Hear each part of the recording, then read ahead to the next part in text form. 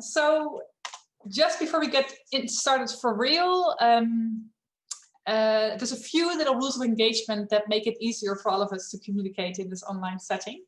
So one thing I would like you to do is to rename yourself to include the name of your organization as well. The easiest way to do so is to go to the upper right corner of your screen, and there you click the 3 dots and you choose rename, and then everyone really knows not just who you are but also where you're from. And the other thing that we offer, which hopefully makes it easier to reach out to each other later as well, is that we have the Google document. If someone can reshare that link, Charlie, if you could reshare it, that's great. It's optional, you don't have to do it, but if you would like to be, if you would like other people to be able to reach out to you after the session, do put your name and email address there. We'll only put the Google Doc on for 1 day, so it's going to be deleted after today. It's just so that during the session and directly after, you can find the email addresses of the people you would like to talk to more. Some classics: please mute your microphone if you're not speaking, and you can raise your hand virtually if you would like to share your thoughts, or you just put them on the chat, but I might not always see them, so actually the raising hand is the easiest. Charlie, please help me out if I miss any raised hands. I would like to ask you to keep your camera on. Again, it's not compulsory. If you are, I don't know, feeding your baby or something, it's fine, switch it off. I've done it myself too.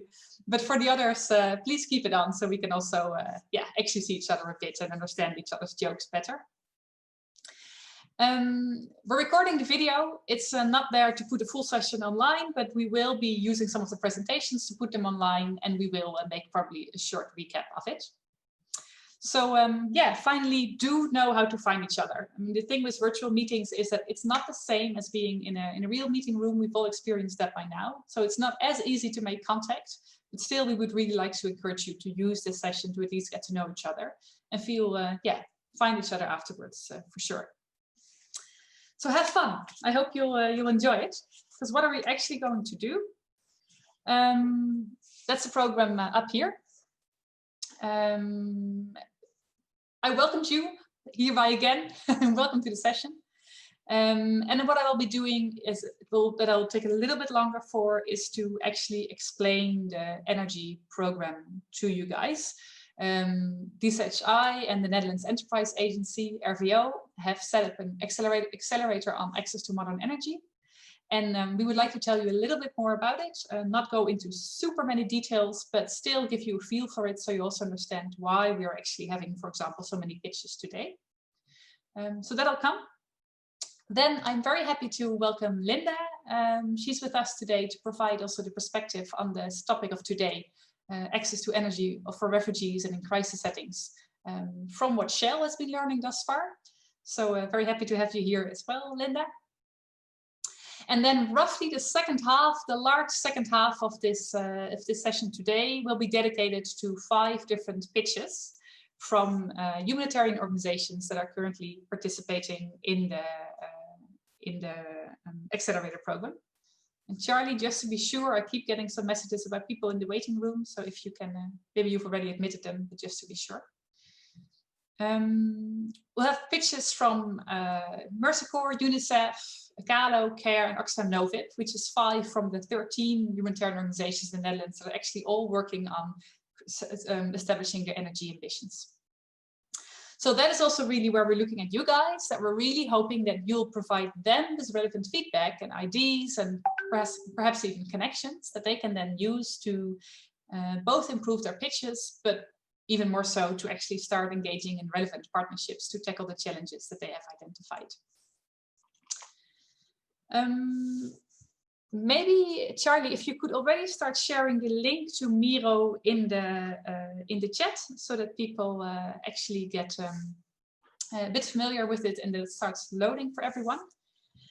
Because what I would like to do now is to take a little bit of time to actually explain to you what is this accelerator program that we're organizing. But I'm also really curious about your questions.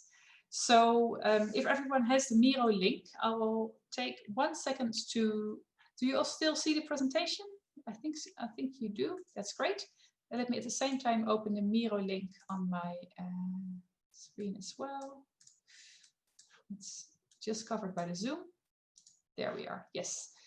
So what you are seeing on this screen, hopefully, is the same U shape that you just saw in your presentation. And then below you'll see a gray box that says questions. If people are not seeing that, please let me know. Otherwise, I'm assuming people do. And what I would actually like to do, this is a little bit to practice as well. If you're hearing me say things that you don't understand and you have questions about, but also if you just want to try out the Miro board and play with it a little bit, please use the post-its. Wait, I see there's one thing. Let me just lock this. Yes. What I would like you to do is to actually get yourself a post-it. And there are two ways that you can do it. You can go to the left of your screen and then you choose the little square with the side folded. How do we call it? It's the it's the fourth one from the top on my screen under the T. It's the sticky note one. And if you click on that bar to the left and you click on the sticky note one, the fourth icon from the top, you can choose a sticky note. You can pick a color, like I like pink, for example. You can put the pink post-it or the post-it that you like on the question board and say something like, I don't get it, but hopefully you actually do. So give it a try. Yeah, Charlie, please. Oh, sorry, we're still seeing your presentation. So you can't go on the Miro board at the same time, you mean? Okay, that's the right screen. You're sharing the other screen. Yes, and that's but can you also see, if you go yourself to the Miro link, can you see the Miro boards, or should I stop sharing the screen? Which is fine as well. That's quite easy actually. I can see the Miro. Understood that you are sharing your screen with the Miro board. Yeah, no, fair enough. So the best thing for you guys to do, I just stopped sharing. Thank you for this, because it's hard for me to see what you see exactly. I would like to ask you all to actually click on the Miro the Miro link right now. So you're actually all there. And then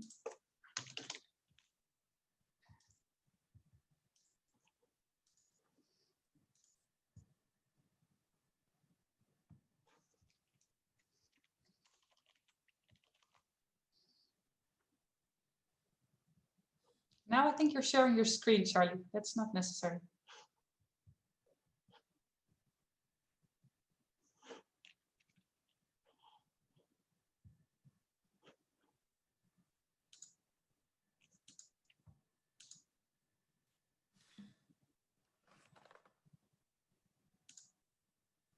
So I hope that everyone is actually on the Miro board now. Great. So it's going. Claire couldn't make it. She has plenty of other. If you can mute yourself, the person that just came in, that would be great. So what I'll be doing, I'll just be telling you a little bit from the presentation, as you can keep staring at the Miro board, because that helps me actually to see the kind of questions that you are putting up there. What you see to the left of the questions is this U shape, this want, find, get U shape.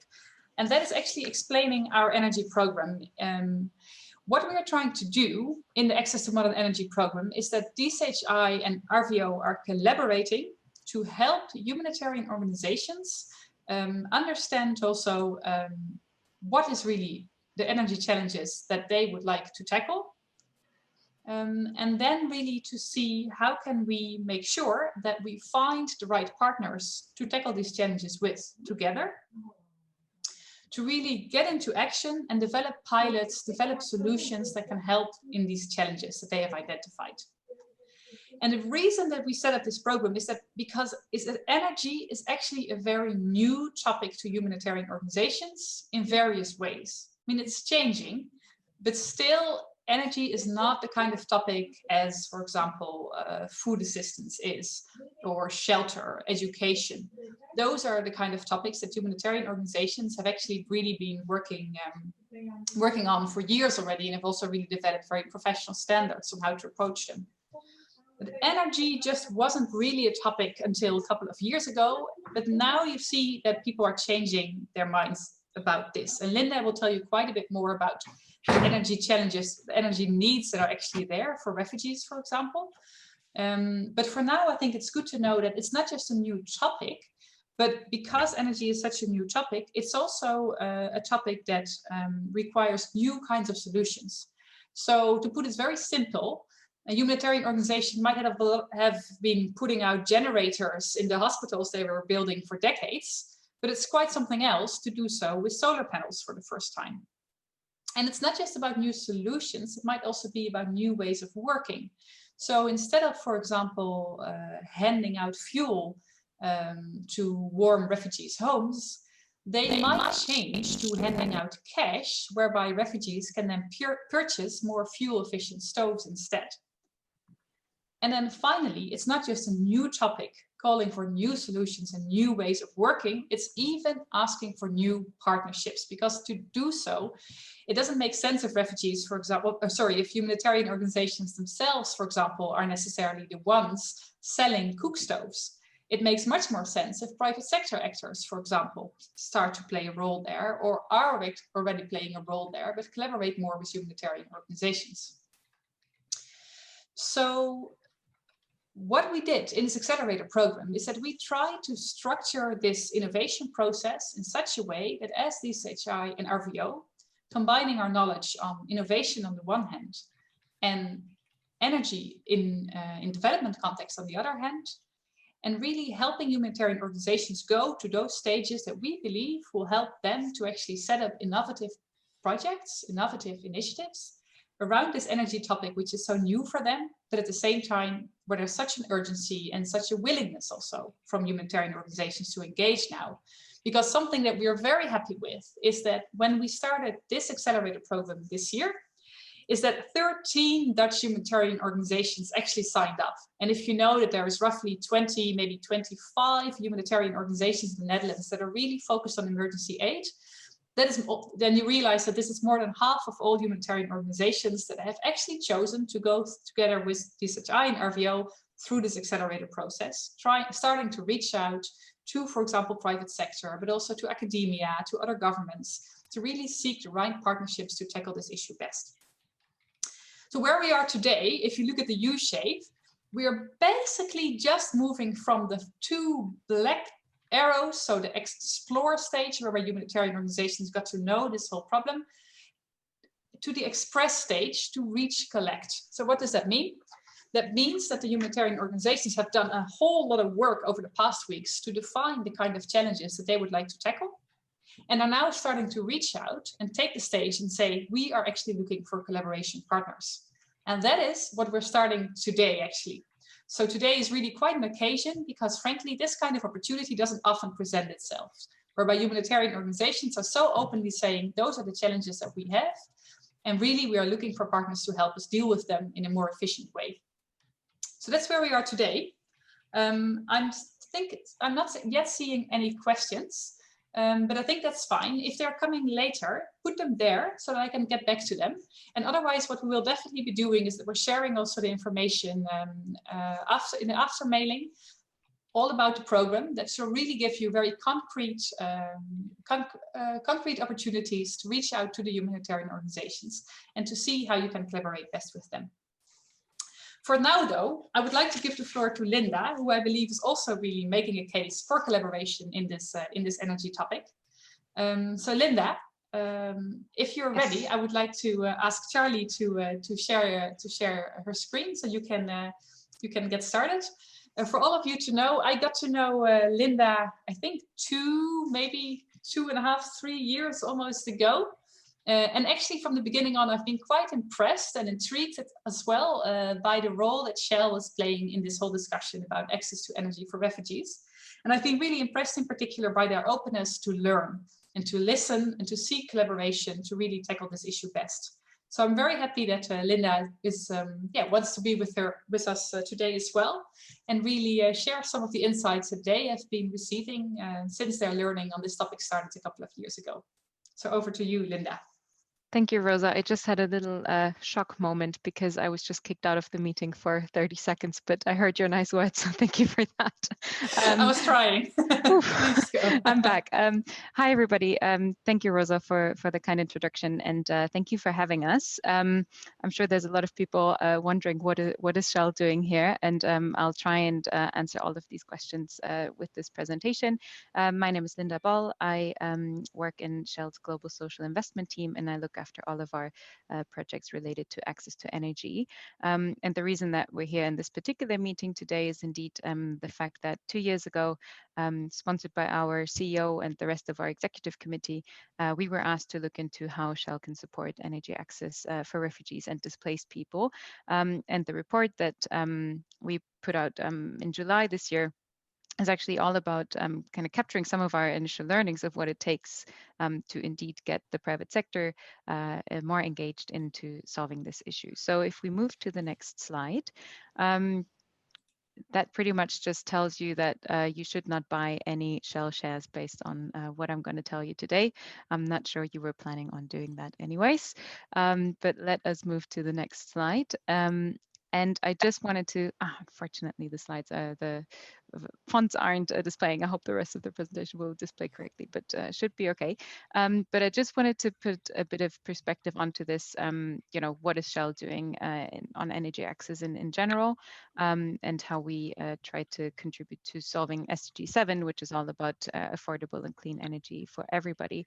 In the world today, there's around 10% of the population without electricity at all, any electricity, and there's 2.8 billion people still cooking with biomass and charcoal all over the world. And this is something that Shell is keen to contribute solving. So we do that in a few different ways. One of them is by working with communities that live close to operations. This is what we call social investment. And another way, and this is only done based on, you know, pursuing pure social impact objectives. But there is also an arm of Shell as part of our new energies business that is making commercial investments in energy access companies who are offering decentralized energy solutions to people who require them. But there's also a few issues that cannot be solved by either of these approaches, and where we are trying to innovate a bit more. And humanitarian energy is certainly one of them. But also, for example, clean cooking is one that we're not going to solve right now with commercial approaches only. Why are we doing this? Because we believe in the social impact that energy access can create. It's not just flicking on the light switch, but it's really about all the things that energy does to improve people's livelihoods, their education, and generally their quality of life. And yeah, of course, it generates business value for Shell in different ways as well. So let's not let this go unnoticed. And none of this we would be able to do ourselves. So what I like most about my job actually is the fact that I get to work with people like Rosa or Cecilia, who is on the call here as well, because we work a lot with partners globally and locally who bring a lot of knowledge that we frankly do not have, for example, about the humanitarian sector to all of our work.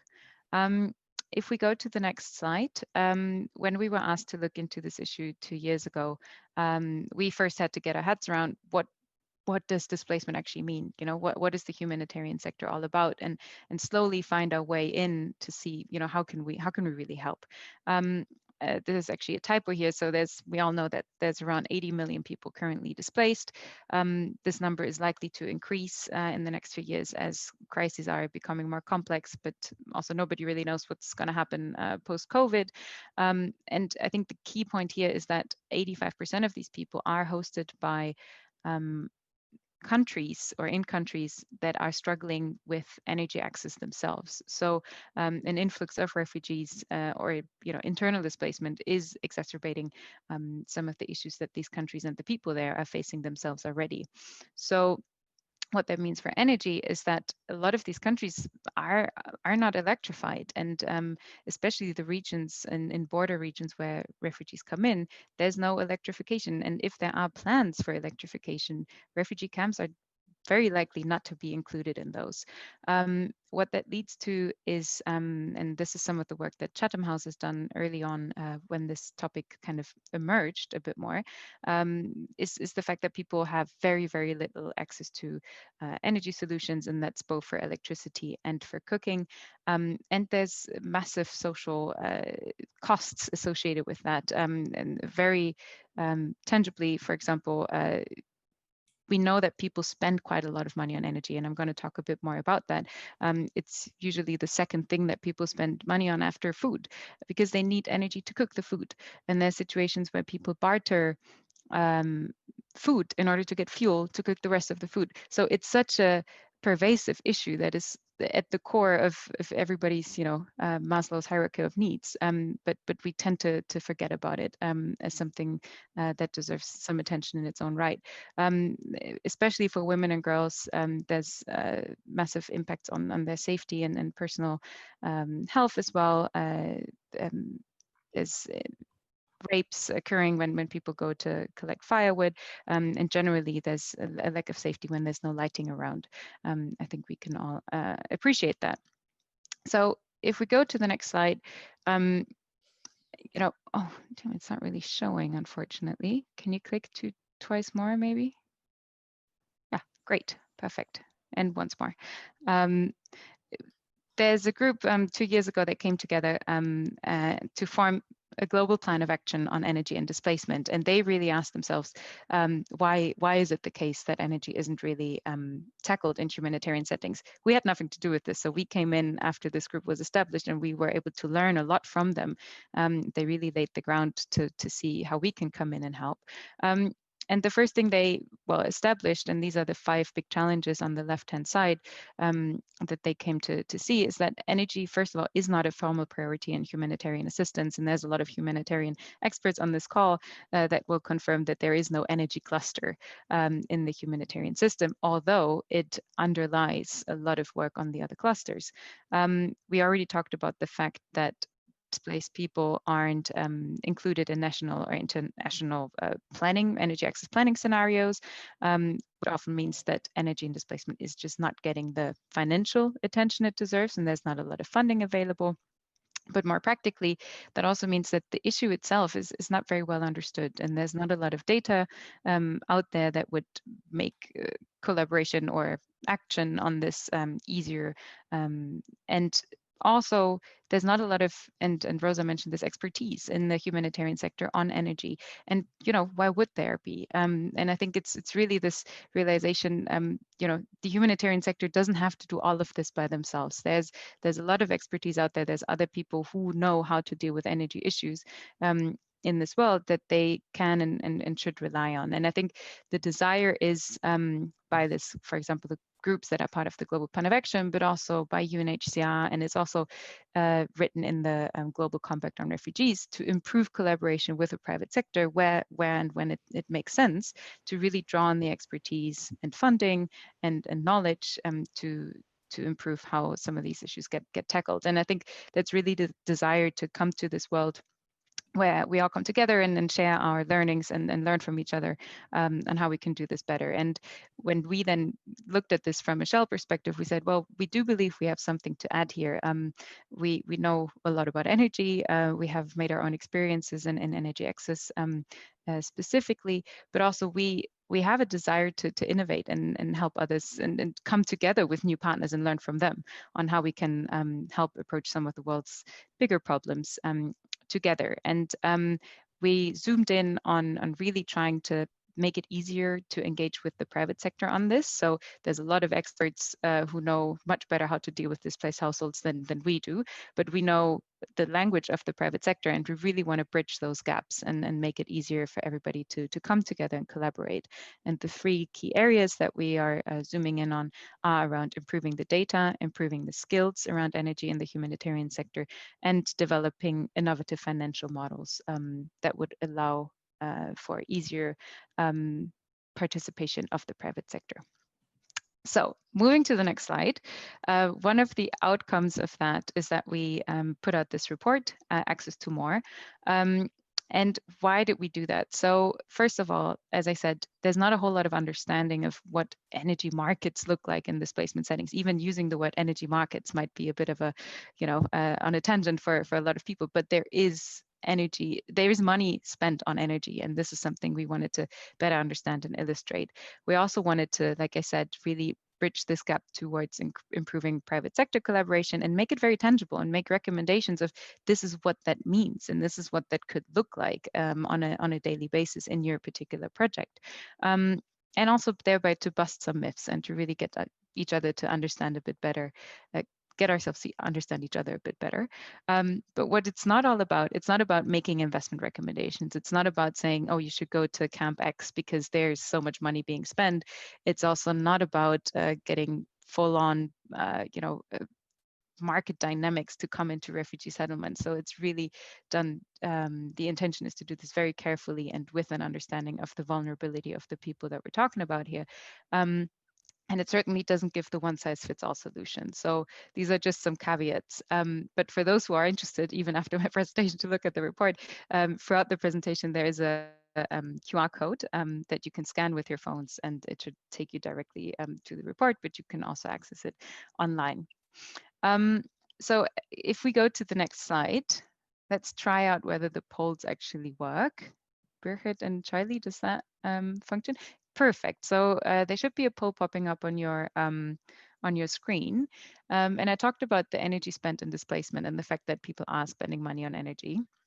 How much do you think it is? Do you think it's around 1.6 billion a year, 160 million, or 10 billion? And just to say, this includes displaced households, host community households, institutions, and businesses in camps. And this is both for cooking and electricity. So I don't know if you guys can also see the results, but I can see that 40% of you have voted, and it looks like you guys are on the right track because there's a lot of people voting for the 1.6 billion. Good. Okay, let's move to the next slide. And of course, you are all right. Because what we found out is that indeed, this is data based on data from 2018. We found that around $1.6 billion are spent on energy for cooking and lighting in refugee settings. And numbers are always relative, so you could say this is a lot, you could say that this is not a lot. I think I was pretty surprised by this because I feel like there's always a misconception that there's no money anywhere in this sector, really, or in these settlements. But you can see from the slide here that a lot of this is being spent by host community households. And I think the point that we're trying to make here about collaboration more generally also applies to what projects really look like on the ground, right? If you want market-based approaches to energy really to function in displacement settings, it doesn't work if you only look at the refugees and the inside of the camp.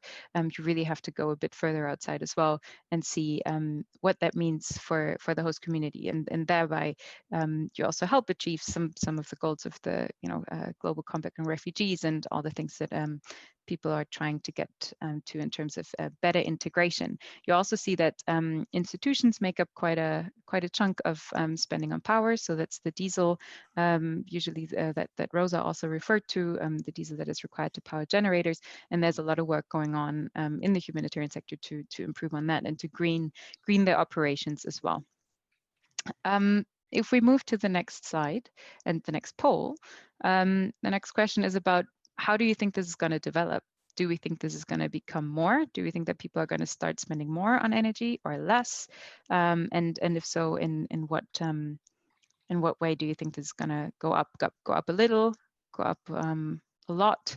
With your knowledge of displacement crises and how they might evolve, where do you think this is going to go? Again, I don't know if you can see the results, but 2.8 billion, yeah, that would be like a bit more, a billion more by 2030. Okay, a lot of you have voted. Let's see, so the winner here is 2.8 billion, it's the middle option. If we go to the next slide, it's actually a bit more. quite a lot more. So if our assumptions, and of course a report like this, especially with forward-looking statements, is always based on quite a lot of assumptions. If they are holding true, we could see up to $5.3 billion spent on energy every year by 2030. And why would that be the case? And what are some of the assumptions behind this? So first of all, it's an assumption and a hope that governments are adopting policies that allow refugees to use energy productively. So for refugees to have jobs, for refugees to make money, to earn an income, to get better integrated with their host communities. And usually what happens as soon as people have higher incomes, their energy spend also increases. But what's also going to be required is this engagement of the private sector. And why do I keep saying this, and why is there a desire to do this? It's because we believe that you have to give people energy choices so that they can choose the system, choose the appliance that works best for their needs and for whatever they want to do for their livelihood and their development. And usually then people are also willing to pay for it if it's a high quality product that they can see the benefit of also for the longer term. So that means they might spend more because they just really want to and they see the benefit. And also, let's face it, the longer somebody is staying in a certain place, and we know that the length of displacement is increasing, the more diverse and potentially also sophisticated their energy needs become. So while a lamp might have been the right thing in the beginning, as soon as people want to redevelop their livelihoods, their energy needs increase, and thereby also their spend on energy. So up to $5.3 billion by 2030, if all these things hold true. And you can see how the role of governments is becoming quite clear here as well, and how we need policies to come in. Another need for better collaboration. Let's go to the last poll question, please, and then the next slide. So this is all nice, you know, there's a lot of money being spent. Okay, that means somebody could come in and, you know, serve these people in different ways. But we also talked about the social impacts of energy, and they're worth something, and they can be monetized. And we did some calculation of what that means in terms of each dollar spent on energy, what that would translate to on monetary value of social impact to be created. And you are already voting, I can see that. So what do you think is the projected social benefit of each dollar spent on energy? Do you think it's less? So you get, for each dollar, you get 40 to 60 cents of social value. Do you think you can get 1.4 to 1.7? Or is it triple and you can get 2.8 to 3.5? I can see, yeah, quite a few people have voted, and everybody is, yeah, going for the last option, 2.8 to 3.5. I have to disappoint you a bit. It's not that much. If we go to the next slide, I can talk a bit more about where we see the social impact really coming from. So in our projections, it's between $1.5 and $1.7 per dollar.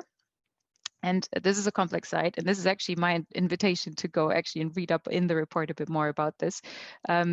But we know that there's a lot of social benefit associated with energy access. And in this particular case, most of it will really come from jobs and job creation. And that is jobs that are created in the energy supply chain. So for example, through distribution jobs, through sales jobs, through production or technician jobs that can benefit the refugees if they get the right to work, but also for the jobs that get created if energy gets used productively. So if energy gets used to set up a business that employs more people, etc. So a lot of this is from increased income for the refugees and their host communities.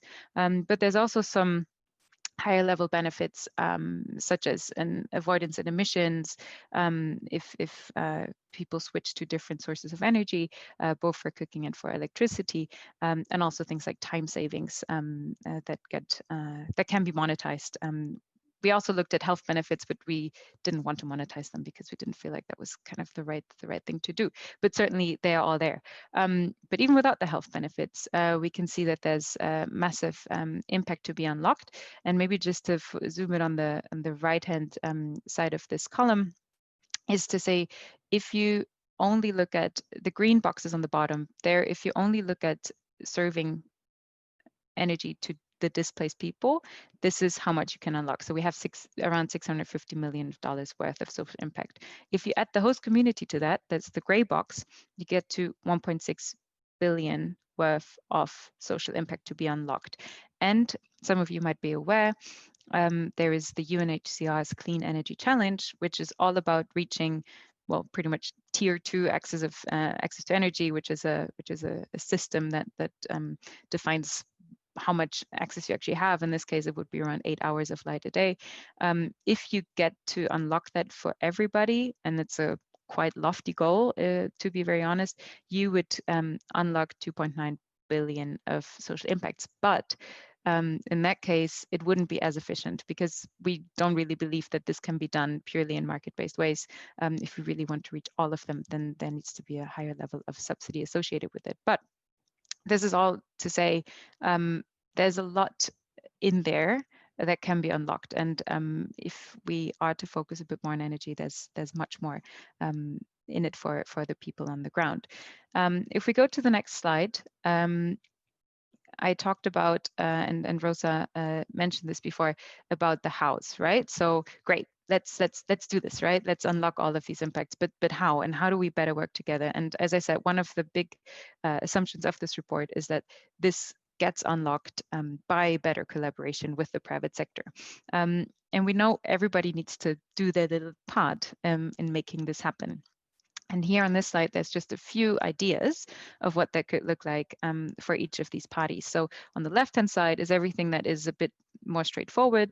And on the right-hand side, these are the things that will take potentially a bit more work from all parties to really come together and make this happen. And I'm just going to pick out a few things. So from a company's point of view, we know that there's NGOs and agencies out there who are willing to look into this in different ways. And there's a lot of them actually on this call today. So we are encouraging companies to go out there. And if you want to make a contribution to serving refugees, just talk to the people who are closest to them and to work with them every day.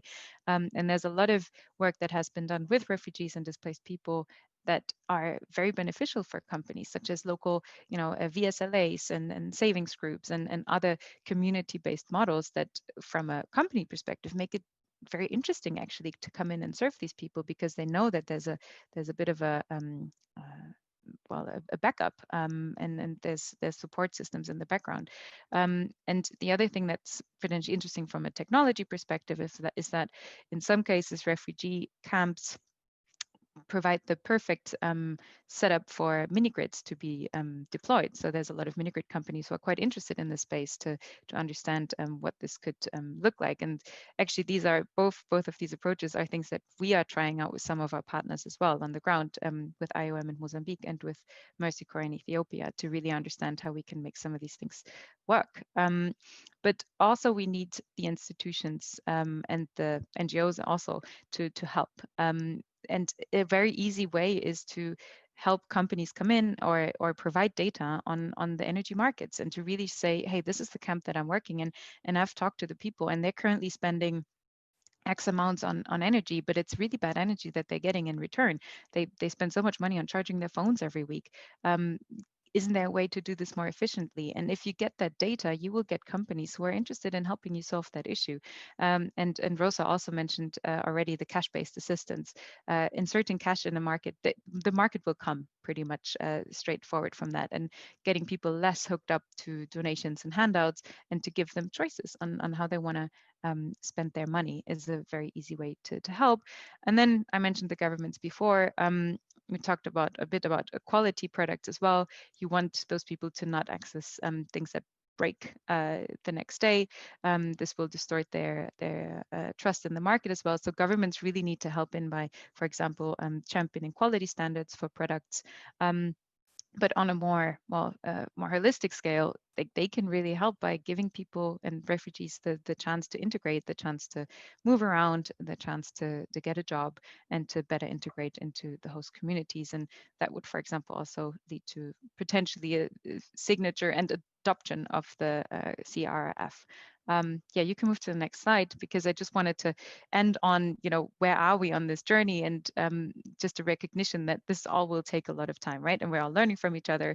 And we need to start very small and just say, what does it take to make it easier to work with the private sector? Where are the barriers and how can we jointly overcome them? And we need to just try a few things out. And I think we're going to hear a bit about that later on. And then we should all come together again and say, okay, what worked, what didn't, what should we do more of, what should we do less of, in order to then think about scaling up. And I think it's really okay to acknowledge that nobody has the right answer right away, but that we need to help each other to get there. Let me end here. And yeah, super keen to hear what the groups have come up with and also answer any questions you might have. Thank you, Linda, so much for the presentation.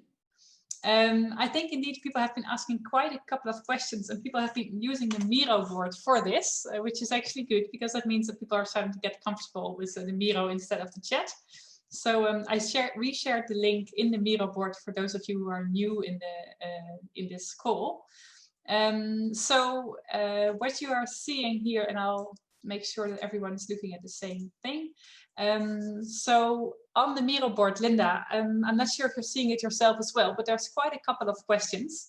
One of them that I find quite interesting, for example, is on the right corner. Someone is asking, and I'm not sure who that was, it's a big pink post-it.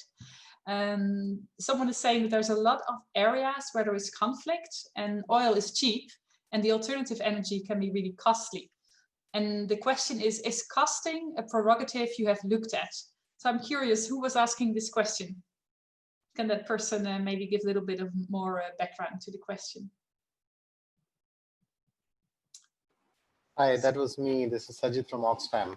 Hi, Sajid. My experience with both Syria and South Sudan has been that oil has been something which has been cheaper in some of these countries, and getting the technology and the maintenance has been something which has been keeping humanitarian agencies and governments away from alternative energy. So is that costing being considered when some of these researches have been done? I can try and answer. I will struggle to answer on behalf of some of the agencies, of course, but I think that is one of the big barriers that they're trying to overcome, to value the short-term costs of just following the supply chains that they used to, versus making some of the bigger investments into solar energy that would actually pay off over the longer run. And from my understanding of what I've learned about the humanitarian sector is the fact that they usually work with annual budget cycles. And working on an annual budget cycle, it's much easier to budget for diesel supplies, as they come in and as they're required, versus saying, we're going to invest in the solar plant, but it'll take us 5 to 10 years to pay off the investment in that. And actually, there's a lot of work that's championed by the Global Plan of Action to help overcome these barriers to investment. But it's certainly, the price. Yeah, of course, everybody's trying to save costs wherever they can, so it's certainly an issue. But there's some work going on to help agencies overcome this. I don't know if there's anybody else who'd like to comment on that. If someone wants to say something about that, you can unmute. Otherwise, I have some more questions for you, Linda. Okay, so let me see. A question that's also being asked is, do you think communities can manage production of alternative energy? So I think do you think communities can manage production of alternative energy themselves as well? I'm not sure who was this question from. Does this person want to elaborate? It's a big green post-it. That was me. You're really into it, Sajid, so I'm happy to see that. Welcome to the program. So I think one of the limitation has been that, when we say education as a right, food as a right, and kind of, we've never talked about the energy as a right for host communities and refugees. And I was wondering, what's your opinion on community actually producing and managing energy like they do water and other resources? So including the communities in the production and the management, I think that's certainly desirable. I think that's what all of these projects should aim to do, rather than just have a company or somebody else come in to manage everything, to make sure that this creates value locally as well. Of course, that again comes back to the skills question, right? Do people have the right skills? But that's worth investing in, right? If that means that this supports the longevity and the sustainability of the program, this is worth investing in early on to make sure that this can be managed locally. And yeah, I think that's what a lot of the decentralized energy companies are also working on, is really to build a local skill set of people who can take this forward. Absolutely. Thank you, Linda. I'm going to share one question with you that just came in on a yellow post-it. If someone wants to elaborate, someone is asking, what specific resources can you share about the Shell Foundation and opportunities for not-for-profit organizations to apply for funding for innovative programs? I'm not sure if someone wants to elaborate on that, or That was me, Sarah, from New Energy Nexus. Yeah, and I'd be interested to hear about, like, you're not coming from foundation side, so how can people, there's a whole bunch of not-for-profit organizations here doing amazing work that rely on funders to help scale clean energy opportunities. So can you share any specific resources or connections to help? Yeah, no, absolutely. So you're right. And let me just clarify that again. So I don't represent Shell Foundation. I represent Shell Corporate. So I just needed to put that out there. Indeed. Yeah, we're, that's why we're part of this group as well, right? Of the DCHI, to really connect and learn from others and what they're doing. So open invitation to reach out to myself or anybody of my colleagues on this call. So Eva is also there. I've seen her. And we will include our, hi Eva, we will include our contacts as well in the Google Sheet. So we're looking at projects in different parts of the world. Invite you to look at our website, actually, where we have a little globe that shows you the different things that we're doing and the different partners we're working with. So always open to chat, really. Thank you, Linda. And in that spirit of collaboration, I do want to welcome a few more other people to this call. I hope you just heard Linda's great presentation, actually, where she's also really pointing out the need to find each other and to work together on tackling this energy challenge in refugee contexts and humanitarian contexts. So thank you again, Linda. For those of you who are new to this call, just a few things so that you're able to really move along with all of us. So we're using the Miro board. I'm sharing it again in the link. This is where we're also collecting all your feedback, which is going to be particularly important in this next large second half, really, of the session.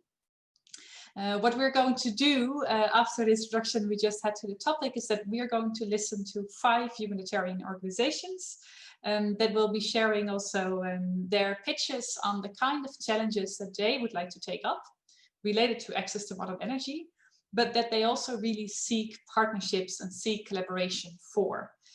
This is the first time for them to do so. So it is also an opportunity for them, on the one hand, to learn if their stories even make sense to you at all, if you get it, what kind of questions you have, what kind of comments maybe come into your mind immediately that you would like to know more about to understand it all better. But also, of course, really to see, is there actually potential here for collaboration? Are there certain ideas, suggestions, advice that you have for them as they are developing their initiatives further over the coming weeks? So I think the easiest thing to do, frankly, I know that Charlie has asked for the sharing of the screen first, but I think the easiest thing is if we all look at the same Miro board all the time. So what I'm going to do is what you see on the Miro board, and hopefully you see it all now, is that there's actually 2 large squares. One on the left is for Mercy Corps, and the other one is for UNICEF. And they have all been preparing a pitch of 5 minutes in total, explaining to you guys what is actually the challenge they would like to take up. And what then you will see if you zoom in a little bit more, and you can zoom in both by the little wheel on your mouse, as well as on the right corner, the down right corner, there's a percentage. And if you go there, you can also click plus or minus. And I'll help you a little bit for now. What you see is there's actually 4 squares there, where we would be very happy if you can actually put your feedback. So as you're listening to the story of Mercy Corps and of UNICEF first, please share with you your thoughts. What did you like? What did you love? It's the left corner on top. Or what can they maybe improve to provide a better pitch or clearer story? Do you have ideas for them? Maybe it's about reports they should read, people they should reach out to, approaches they should really explore further. And finally, offers. Do you offer, for example, they can reach out to you? Do you have specific things that you are offering to them? If you're putting an offer, please be so kind to put your name there as well, because otherwise they will not be able to reach out to you afterwards, even when you've offered to perhaps support them. And a little bit related to that is that I'm going to share again in the chat for everyone in this meeting, the Google Doc that we have made, whereby we're really asking all of you to put your name and email there in case you want other people to be able to reach out to you after today. Tomorrow, the doc will be deleted. It's really there for one day only. But so that if you're actually offering your support, that they also know how to find you later on in case the conversation doesn't start yet entirely today. I'm wondering though, Mercy Corps and UNICEF, are you ready? Can you unmute yourselves and confirm that you are ready to go? Ready. Great. Then I would suggest everyone goes to the Mercy Corps board first, and you can start putting your post-its already. You'll have 5 minutes to listen to the pitch. You'll have 5 minutes for UNICEF as well, and then I will break down everyone automatically in 2 breakout groups of 50 minutes to delve further into one of the 2 challenges. But for now, Cecilia, the floor is yours. Thank you. Hello, everybody, and thanks, Linda, for a great introduction to the topic today. You can really tell we've been working together quite a lot lately. So Mercy Corps' approach to energy access is rooted in innovative market-based programming that supports resilient livelihoods. We apply our expertise in harnessing the power of market system and good governance to test solutions in multiple contexts. From our experience in a Bidibidi refugee settlement in Uganda, we have learned valuable lessons on what's needed to further increase access to energy products and services for refugee and host community households and businesses. And these lessons have guided our call for action that we are presenting today. We would like to invite you to come see what we see. Simone and her 3 children arrived in Bidibidi refugee settlement from South Sudan 5 years ago. At home, Simone needs energy for cooking and lighting, and for her children to study after dark. She cooks on a 3-stone fire. The smoke hurts her eyes, and she often has a cough. She spends 2 hours per day collecting fuel where she feels unsafe. Her access to clean, affordable, and reliable energy is restricted, as there's a weak energy market in the camp, which means that the product's choice and quality is limited. Often, the energy products that are available are too expensive, of low quality, or don't come with post-sale services. However, this scenario can change. Mercy Corps has de-risked the entrance of private sector actors in the refugee settlement, and as investment in the local market increases, Simone has improved access to a range of clean energy products that she can choose from to address her specific needs. Her children can play and study after dark. She has more time, and her exposure to risk has been reduced. She feels a sense of ownership over the products she has purchased and has bought electric equipment for her barber shop. Mercy Corps programming shows that coordinated action between corporates, private impact investors and foundations, financial services provider, and humanitarian and development actors can create long-lasting, sustainable solutions and protect consumers. Mercy Corps is looking to explore the best ways to de-risk private sector entry into displacement settings to ensure increased access to energy products and services for people like Simone, while also providing choice for our refugee and host community members. We are looking for partners to explore the best ways to de-risk private sector entry into displacement settings to create a sustainable and functioning market for those living there. We are also looking to collaborate with those who can help us ensure the most vulnerable consumers are able to access and afford the products and services on offer. While refining our thinking about this challenge, we are also asking, what are the different roles of the private and humanitarian development sector for increasing access to quality energy services through well-functioning markets? Where do we align, and where does each of us fall short? How can we access these gaps? Addressing this challenge will allow us to create well-functioning, clean and sustainable energy markets, increase access to and the affordability of clean energy products and services for the most vulnerable within the community, and improve the livelihoods of displaced populations. If you are interested in supporting us address this challenge, then please reach out to myself. And in the meantime, I'd be very happy to try to answer any initial question you might have. Thank you. Thank you, Cecilia, for this inspiring story. For each of you, you can already start on the Miro board to respond to her. What did you like about this story? What is something that she can improve maybe about her story? What are ideas that you have for her, and what are offers that you can make to Cecilia and Mercy Corps? So please go ahead and take take 1 more minute to already put some thoughts down so you don't forget. And then we move to UNICEF straight after. If you're putting any offers, do put your name there, otherwise she will never know how to find you. Or ideas that maybe need more discussion, same story, frankly.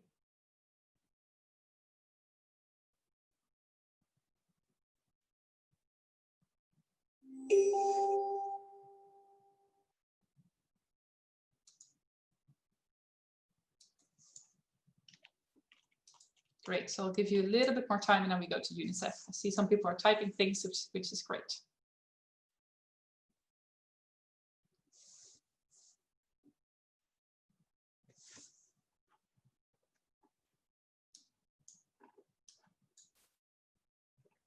And remember, you're going to go to the breakout room straight after, so then you also have time to delve into these questions and offers, etc., in more detail.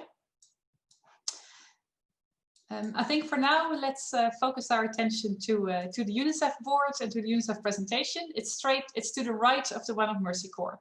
So you should be able to find it also on the board. So just scroll through the board a bit to the right of Mercy Corps. Cecilia, thank you so much. And I would like to invite the UNICEF, I think that's you, Rasha, to present your pitch. Thank you, Rosa.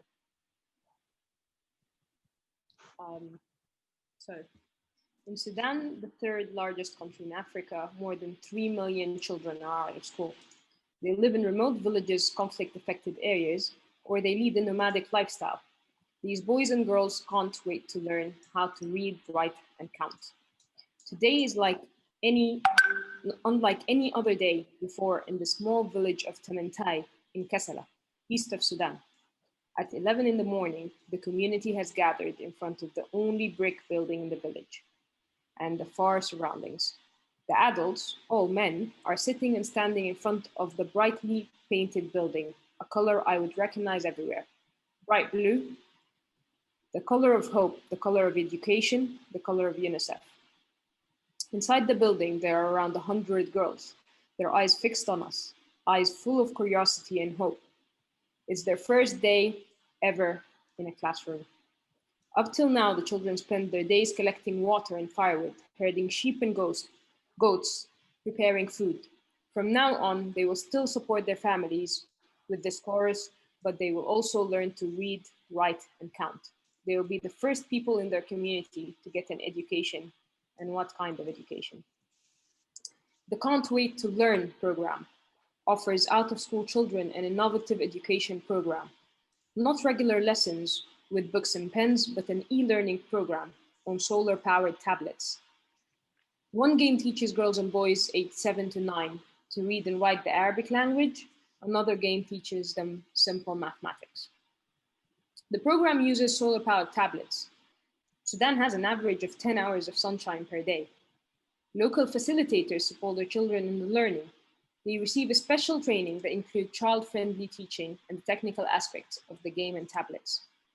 A year later, Fatma, that little girl from Tamantai, got a notebook to help her practice writing using a pencil. She was learning to write on paper besides writing on the tablet. To do that, the Lighting for Learning project was initiated. so that these children have light at home to learn. Tablets can be used in solar-powered classrooms, but we needed to stimulate education at home as well. Therefore, solar units were distributed to households so children have light to practice their writing with pencil and paper in the evening, and it's also an introduction for solar equipment, a community that is off the national grid. The solar unit comprises 4 bulbs, a phone charging slot, and radio. Women development associations were established for a revolving fund approach to make sure these communities can get more units. At the same time, households are paying little for a pay-as-you-go or rental base. Facilitators were trained to fix any malfunctions or broken solar units, helping them get more income and sustaining the can't wait to learn. Then Fatma's mom got to use solar stoves to cook, a new experience she never went through before.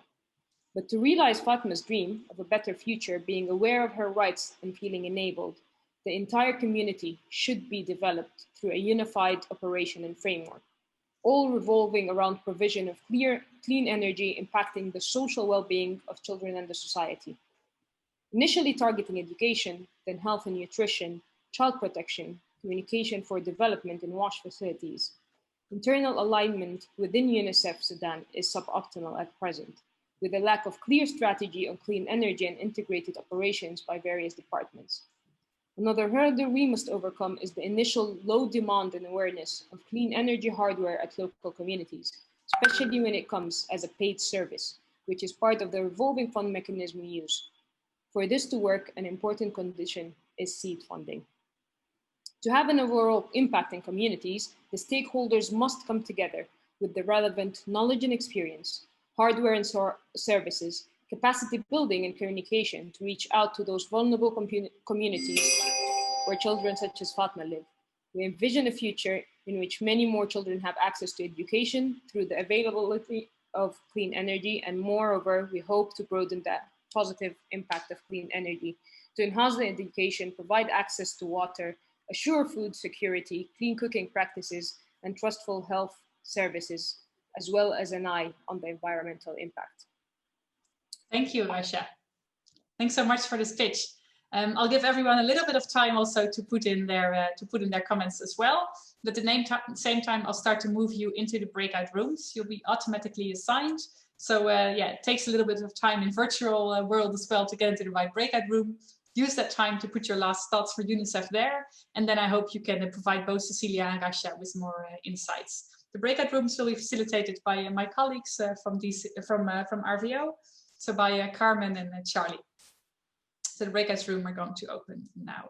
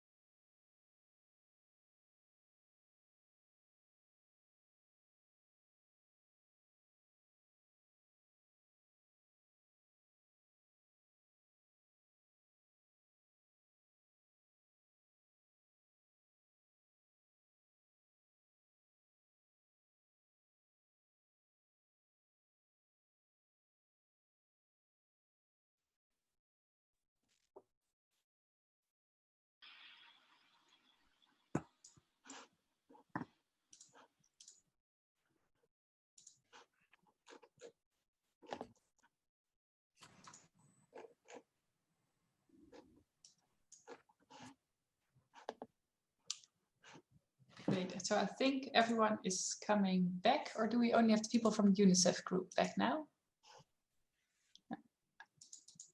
Is there people from the Mercy Corps group that are back here already? Can you? No, I think they're waiting out their 60 seconds.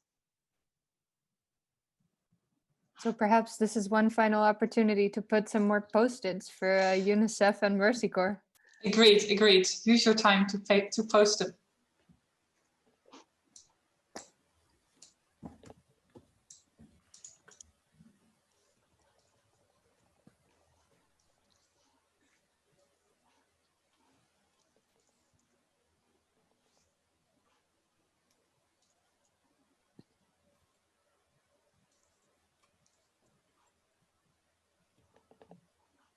So is the, yeah, I think the Mercy Corps group is coming back now as well. That's great. So thank you, everyone. I hope that you had some interesting discussions. From what I could see, it definitely seemed so, but of course I wasn't there all the time.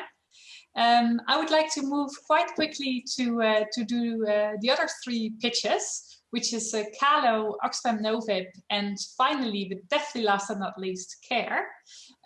So you'll find again, just like we had now on the Miro board, there's opportunities again to give them your feedback. It's just below the ones from UNICEF and Mercy Corps. So I'll help you to take you there. And then you see Kalo on the left. So Kalo, I'm not sure if it's John or Abdisalam, but if you would like to share your pitch, please, and really try to limit yourself to this 5 minutes maximum. Hello. Hi, John. Go for it. Okay, good. You said you would show my slides. Yes, they are right now. Okay, thank you very much. Good. Yeah, my name is John Limmen, and I'm an advisor for Stichting Kalo for a couple of years now. And let me introduce Kalo. Now, SKN has been and is still involved in a lot of projects in and around Garowe. Garowe is the capital of Puntland, an autonomous province of Somalia. And what they have done in the past is they have set up several primary schools in villages around the capital. They also have put up a women training center at an ID camp of Shabil, that is also near Garowe, a fish processing plant in Eil, a technical school, a very large one in Garowe, and many more projects. Most of these projects, they were financed by Somali diaspora living in the Netherlands, and the last couple of years, partly by the Wilde Ganzen. The cooling room and ice machine, talking about energy, of the fish processing plant, they were installed by a Dutch company, also under supervision of SKN. There, they installed several solar power units and working very well. Also, the technical school has solar power energy. But more recently, SKN was instrumental in setting up a cooperation of camel farmers. And the reason was that camel farmers were selling the milk to middlemen, and they were only paying very low prices, of course. By cooperating with each other, all the milk is collected and transported by SKN to Garowe and sold at market prices. Also, SKN is helping them with better food. They're making also soup from fish and other things, which has a lot of protein. And all these measures took care that the income of the farmers went up 3 to 4 times, which has, of course, a large impact on their social and economical situation. And they can now buy good water, they can buy fuel, and do a lot of other things. But we want to do it better. We want to set up a farm. A farm, like you can see, with hydroponics, with better protein-rich feed made from fish waste and cattle feed. So it has then a lot of impact, and because of this, the income of the farmers can even go up 8 to 12 times. Now that would be a huge increase, and especially when you look at the lives of the nomads in Somalia, which you have an enormous number of people, and a lot of them are living now in IDP camps because of the drafts they had in the past and the loss of the camels because of it. So this would be a fantastic solution. But to scale it up, yeah, you need to have you need to have technician, and that is where the problem is, and that is where the technical school comes in. Can I go to the next slide? This is a picture of the technical school put up by SKN, and you can see they have free courses, but none of them in electricity or solar energy, etc. Despite the ties Carlo has now built up during the years with the local private sector and with the government,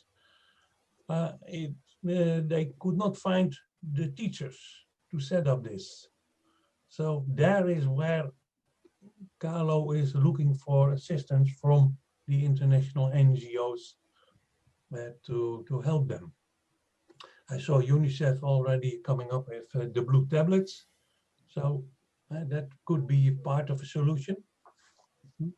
But yeah, that's why we hope that there are people who can help us in the future. I think. Thank you. That was perfectly timed, John. I'll give everyone 1 minute to complete their post-its so that the thoughts that you have don't get lost. So please do go to the Miro board, put some of your thoughts there. Don't be shy. Anything might just help John and Abdeslam further in their quest.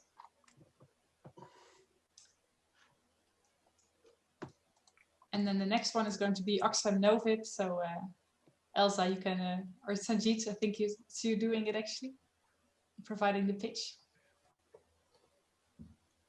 I'll do that.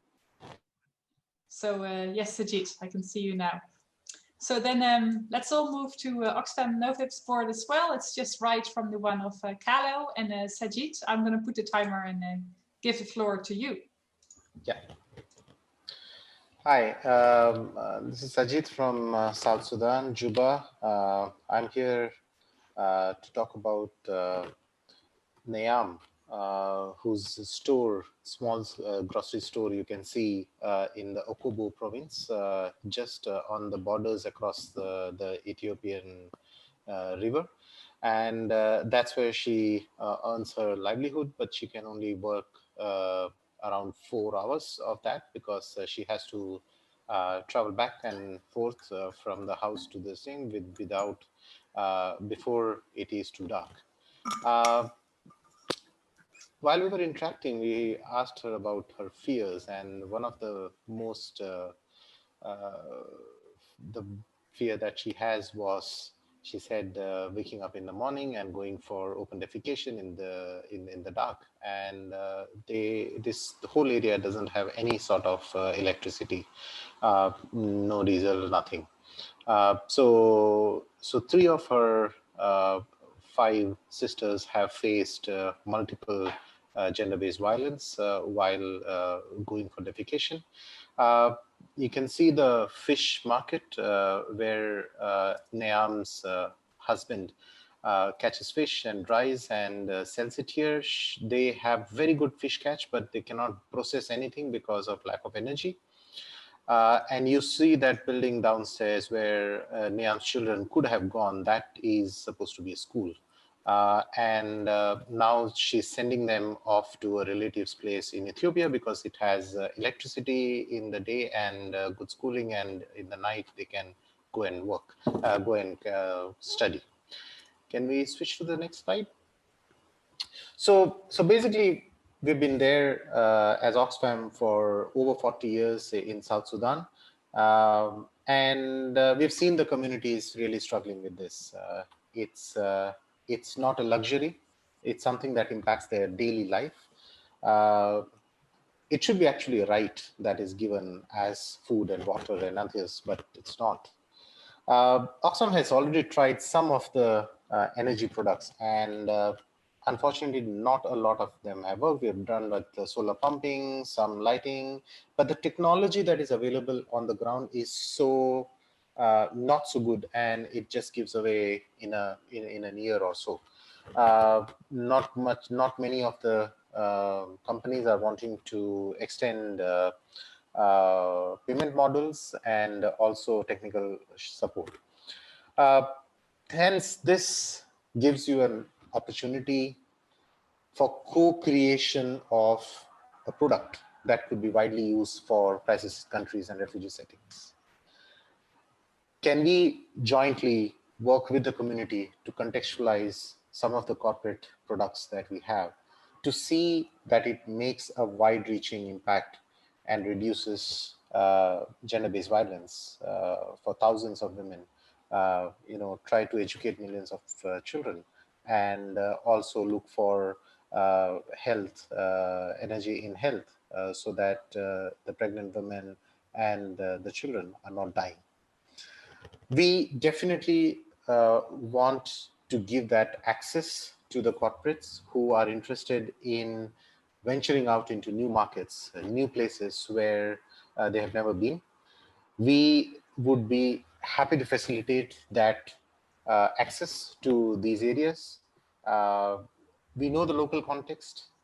We would also want to complement the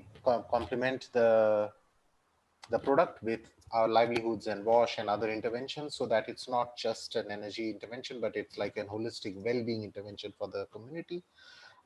We could get the right set of actors. We can work with NGOs, government in South Sudan and Uganda, in refugee camps, in communities to look for the right thing. But the main thing is that they waited for 40 or more years. It's not more than 10 to 12 hours flight from anywhere. It's taken 40 years. It's just the question is that when do we really reach with the right technology, with the right financial options for these communities to say that here is energy, you can start developing and you can stop being kind of in the midst of dirty fuel and kind of use of that. That is where we are coming from.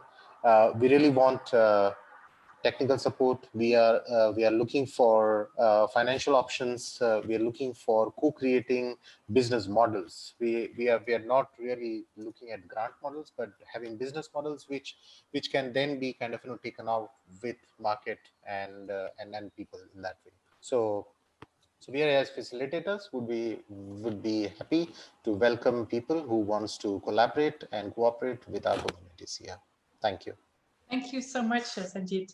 I'll give everyone a little bit of extra time still to fill their post-its, because I don't want to lose all the precious thoughts in your minds. Before we move to, last but not least, Angelica. But let's all just finish our thoughts on Oxfam and then we go straight there.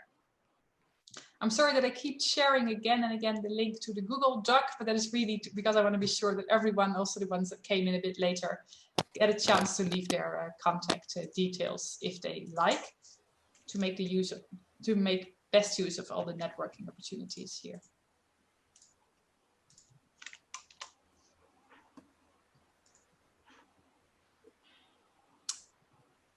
All right, so I think people are starting to have put down their thoughts. So Angelica, I will give the floor to you for the last 5-minute speech.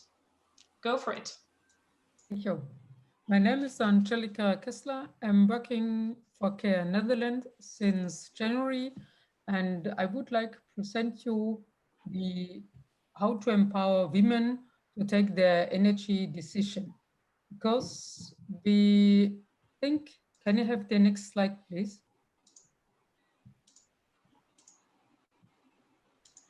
We think that the technical and economical solutions are available, but not used by women. So what is the need for the situation then? women are overloaded with tasks. If you look on the lady on the left on the top, she has a lot of tasks, and at least 3 of them, what she has, are related to cooking. So collecting firewood, she has an axe in the hand to also cut the wood and also cooking. So really, there's a lot of things to do with energy and cooking. And with this task, she is lacking time for participation on decisions. She may come to a meeting, but the decision is done while she's already gone. And then she's lacking affordable and time-saving energy devices, what would give her more time for other things. So what is then the future we are looking for is that the women take the decisions on the renewable energy. If you look on the picture, she's cooking there, but the forestry person is controlling the cooking devices. And this is actually a very typical situation, men controlling what women are doing. So the social norms are changing in the future and are more in favor for women.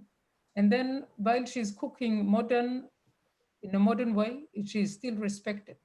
So then women can have a higher income and are economically empowered because they have the time to earn this income. And then with this, women may participate on the community meetings and on the decision. For going to this future, we have some hurdles and some barriers.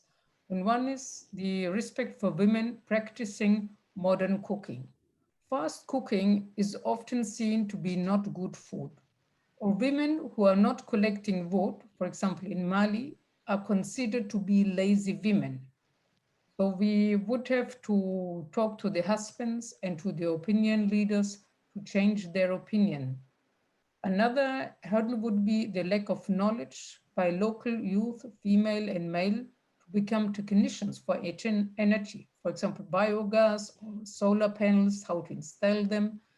We would need their young people being ready to learn this. And then this would lead to a reorganization of the household work. For this, we would need a partner who has a technical understanding of a modern energy solution, has the economical analysis for higher energy efficiency already, and we would then be ready to change the perception of the importance of modern energy, so that we come really to a change of the social norms. Can I have the next slide, please? So while you look here on the picture, on the left hand, we have the control by men on the cooking facilities.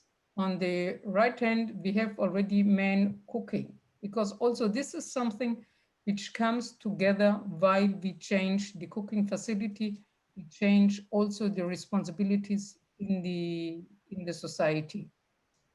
So we are looking for an organization or a partner who can provide the time-saving, energy-efficient, and economic acceptable solution for women. And then together we would work to overcome the barriers on social norms, decision-making, and time management in energy-related household tasks. If you have there something, please reach out to me or to Richard. Thank you. And thank you, Angelica. Again, I'm going to put everyone in breakout rooms, so use the time to put your final thoughts for Angelica in the Miro boards, please. And after that, the session will almost be finished already, but I will be asking all 5 pitching organizations to share one insight or one opportunity that they got from the breakout rooms to close up with the end. But for now, first, let's all move into the breakout rooms, and hopefully you have some fruitful discussions over there. Okay.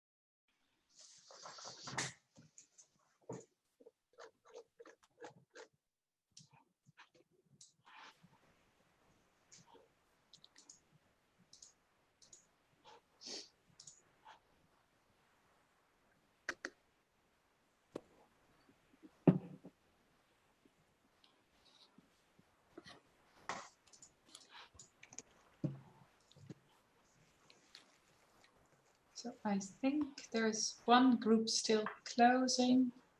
Maybe we're getting there.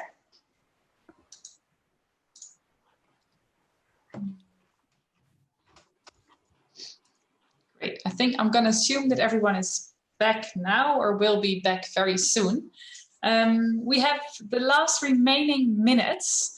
One of the things I would like to point out right now before we go into the feedback, but just so we don't lose you guys, there was a question also on the accelerator program that I didn't have a chance to go into yet, but someone asked also that it would be great to know if there is a place where energy companies can share their products or innovation.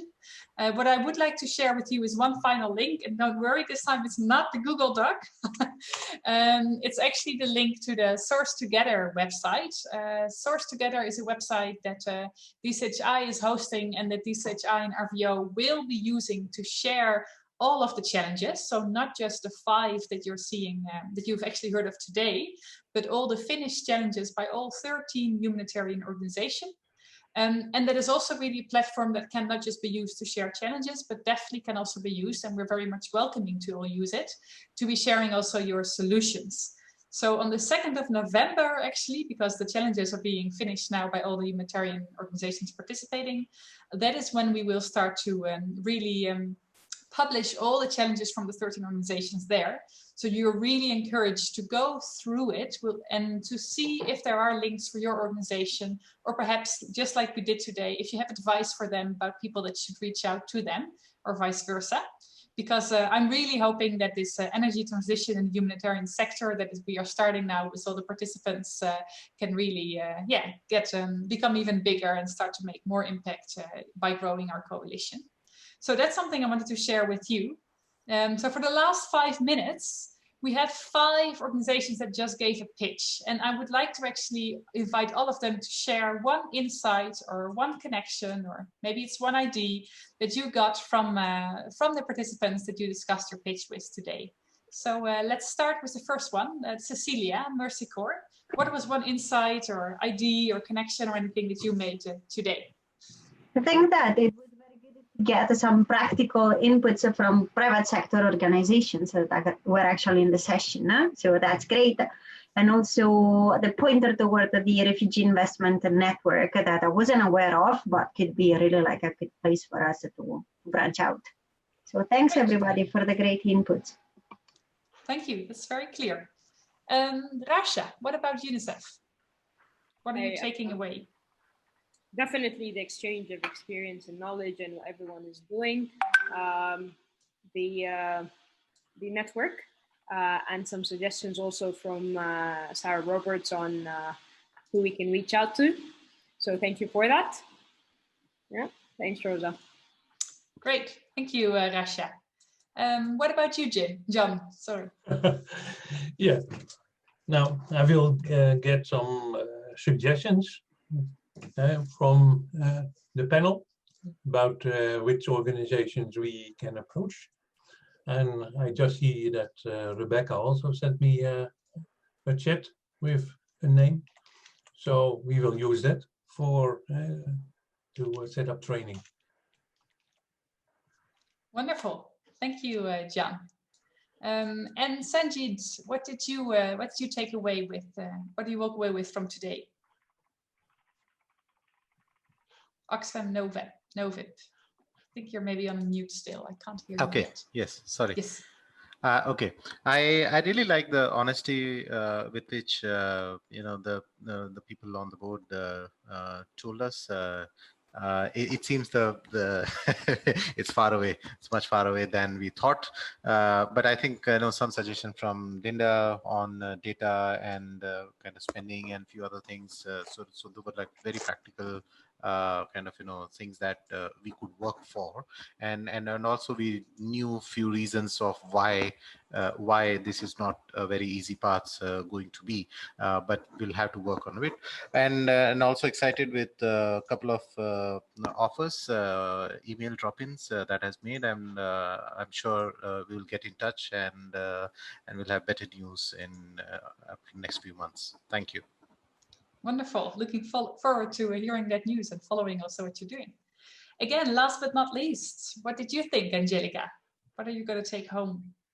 Yeah, it was very interesting to see the presentation from John, what they're doing on milk and fish. Was interesting to see what is there already done and how energy could make the change there, because it's also relevant for income generating activities of women in the moment they're coming for processing and marketing, to see how others try to tackle this and what are the techniques available. Therefore, was very interesting. Also, the presentation on the importance of the host population for energy consumption was very, very interesting to see this. These are the 2 points I took. I don't know whether Richard would like to add there something. Richard, I think you summarized it quite well, and we see it's not only a technical solution we're talking about, but also a cultural and social aspect we tackle, and that's, I think that everybody well agreed upon. Great, thank you for that. So there was indeed a great summary also, Angelica, from the session that we had. I'm very happy with the session here today, and I'm very happy that you've also really been giving so much advice, really helping each other, because it's not easy what these organizations are doing. It is a new topic, like we said, but I'm really confident that great things are coming out over time. Linda, thank you again as well for your great introduction to the topic. And also so many experts, some of you have been hunting over email over the past days. Thank you so much for joining us also today here to really give new perspectives and new insights to the participants in the Accelerator program. Thank you for this session. And I'm looking forward to staying in touch, and I hope that we can continue to develop all these ideas together. Thank you all. Goodbye.